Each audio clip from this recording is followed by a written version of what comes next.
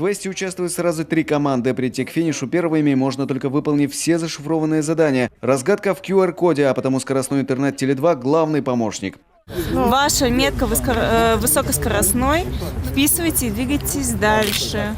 Последний этап – виртуальной гонки на онлайн-скоростях. И вот заветный чемоданчик для спасения мира в руках победителей. Нам изначально выдали телефоны и планшеты, с помощью которых можно было выполнять задания, то есть считывать QR-коды и, соответственно, находить какие-то там слова и выполнять задания.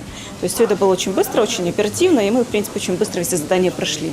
Мобильный интернет стал неотъемлемой частью повседневной жизни. В этом году компания Теле2 реализовала масштабный проект по запуску мобильного интернета 4-го поколения в Инте, Печоре, Сосногорске, Усинске, Емве и еще 25 населенных пунктах. Было улучшено качество покрытия в городах Сыктывкар, Ухта и Воркута, в которых технология была запущена в прошлом году. По результатам этой работы количество базовых станций технологии LTE увеличилось по сравнению с прошлым годом на 130%.